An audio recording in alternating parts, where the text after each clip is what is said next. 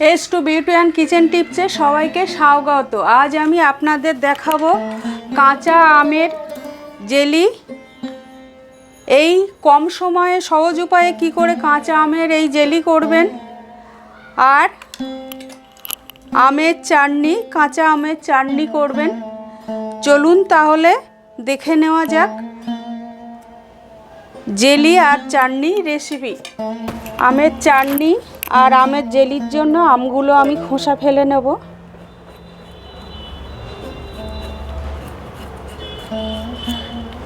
আমের চাটনির আমটা আপনারা খোসা না ফেলেও কাটতে পারেন, কিন্তু আমি খোসা ফেলে নিচ্ছি।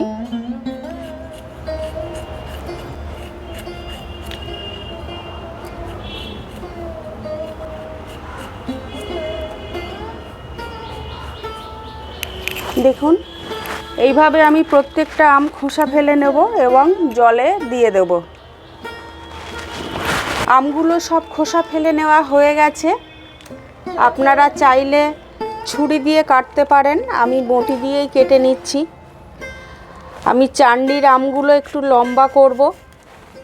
আর দেখুন, হালকা করে একটু খোসা রেখেছি। জেলিতে একটু হালকা সবুজ ভাগ থাকলে দেখতে লাগে, ভালো লাগে দেখতে। আর চাটনিতে তো খোসা সহই চাটনি করে, আমি হালকা করে একটু খোসা রেখেছি। এবারে চাটনির আমগুলো আমি লম্বা করে কেটে নেব। এইগুলো ফেলে দেব, এভাবে কেটে নেব।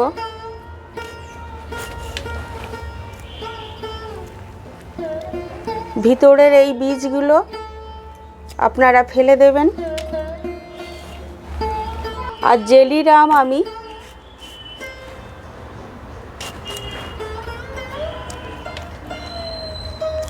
আর একটা শেপে কেটে নেব, একটু গোল করে।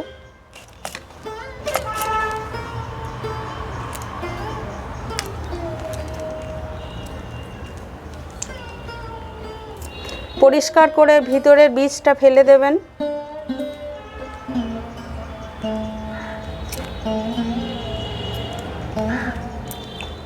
এভাবে আমি সব আমগুলো কেটে নেব। দেখুন, জেলির জন্য গোল গোল করে সব আমগুলো কাটা হয়ে গেছে আমার। আর চাটনির জন্য লম্বা পিস করে কাটা হয়ে গেছে। চাটনি আর কাঁচা আমের জেলির জন্য 3 পিস শুকনো লঙ্কা, 2 চামচ মৌরি আর 2 চামচ গোটা জিরে একটু ভেজে নেব। অল্প করেই ভাজবো, বেশি ভাজবো না, বেশি ভাজলে পুড়ে যাবে মশলাটা। এবারে আমি চাটনির জন্য জল দিয়ে দিলাম কড়াইয়ে, সামান্য পরিমাণে একটু লবণ দিয়ে দিলাম, আর সামান্য হলুদ দিয়ে দিলাম, খুবই অল্প পরিমাণ।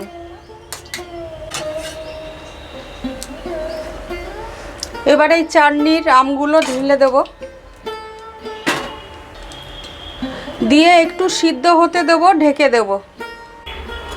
আমি জেলির জন্যে শুধু মৌরি আর জিরেটা একটু হাফ গুঁড়ো করে নিচ্ছি, খুব মিহি করব না। হয়ে গেছে দেখুন, এটা আমি তুলে নেব। আমটা সিদ্ধ হয়ে গেছে, কড়াই বসিয়ে দিলাম। আপনাদের বলা হয়নি, আমি টোটাল 1 কেজি 250 আম নিয়েছি। সেই 1 কেজি 250 আম আমি দুভাগ করে নিয়েছি। আপনারা দেখতে পাচ্ছেন আমি সামান্য পরিমাণে তেল দিয়েছি চাটনিতে। কোনো চাটনিতেই বেশি তেল লাগে না। একটা শুকনো লঙ্কা দিলাম, সামান্য 5 ফোড়ন দিলাম, খুবই সামান্য, দেখতে পাচ্ছেন আপনারা। আমটা ঢেলে দেব।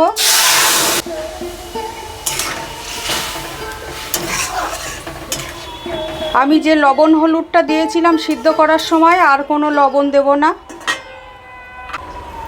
2 চামচ চিনি গুঁড়ো দেব। চিনিটা আপনারা আপনাদের পরিমাণ মতো দেবেন, যেমন আপনারা আম নেবেন আর যেমন চাটনি মিষ্টি খাবেন সেই পরিমাণে দেবেন। আমি আমার পরিমাণ মতো দিয়েছি চিনি গুঁড়ো করে।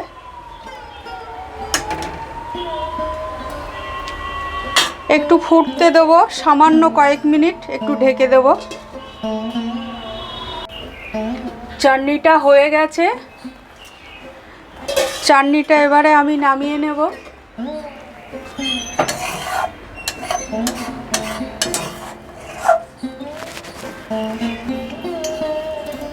কাঁচা আমের জেলির জন্যে আমি অল্প করে একটু জল দিয়ে দেবো, সামান্য পরিমাণে একটু লবণ দিয়ে দেবো জলে। জলটা একটু ফুটতে দেব।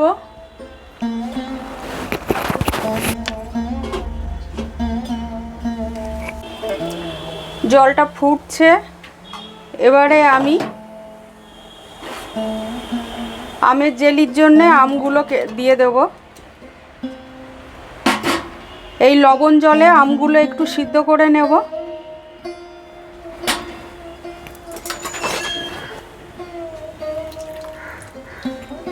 সিদ্ধ হওয়ার জন্য ঢেকে দেবো, আর কিছু দেব না। জেলির জন্য আমটা আমার সিদ্ধ হয়ে গেছে। এবারে জেলিতে আমি চিনি গুঁড়ো করে নিয়েছি 1 চামচ, 2 চামচ, 3 চামচ চিনি আমি দিয়ে দিলাম। আর যে জিরে আর মৌরিটা গুঁড়ো করে রেখেছিলাম, এই জিরে আর মৌরিটা আমি 1 চামচ দিয়ে দেব। আর 1 চামচ ভিনিগার দিয়ে দিলাম। এই ভিনিগার প্রিজারভেটিভ হিসাবে কাজ করবে। এই জেলিটা বহুদিন, মানে 1 বছর থাকবে। এর আগে আমি প্রথম রেসিপি আমার ছিল আমের আচার। সেই আমের আচার আপনারা দেখে নেবেন এবং আমের আচারে দেখবেন তখনও আমি ভিনিগার দিয়েছি আমের আচারটা 1 বছর রাখার জন্য। এখনও দিলাম। জেলিটা আমার 1 বছর 6 মাস থাকবে।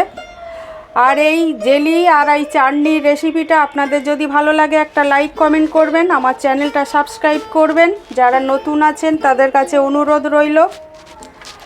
আর এই চাটনি, কাঁচা আমের চাটনি আর এই জেলি করা খুবই সহজ এবং খুব তাড়াতাড়ি হয়ে যায়। আপনারা দেখলেন এই জেলিটা একেবারে কোনো জল থাকবে না, আর কোনো তেল দেব না, শুধুমাত্র ওই মশলাটুকু আর লবণ আর চিনি আর ভিনেগার।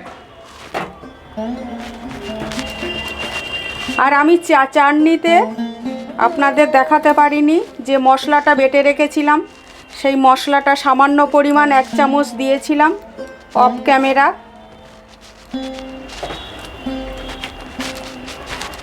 এই জেলিটা আমার হয়ে গেছে।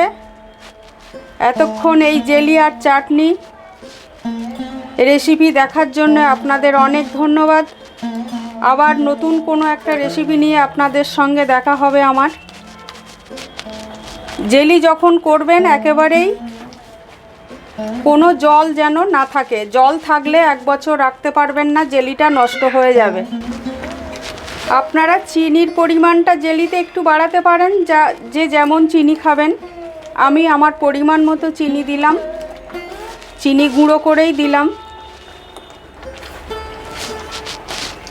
এটা আরেকটু গাঢ় হবে, থকথকে মতো হবে। আপনারা 1 বছর এই কোনো কাঁচের কন্টেনারে ভরে 1 বছর সুরক্ষিত রাখতে পারেন। সারা বছর ধরে এই জেলি খেতে পারেন। আপনাদের মূল্যবান সময় ব্যয় করে এই রেসিপি দুটো দেখার জন্য অনেক ধন্যবাদ। এবারে আমি নামিয়ে নেব জেলিটা। সবাই সুস্থ থাকবেন, ভালো থাকবেন।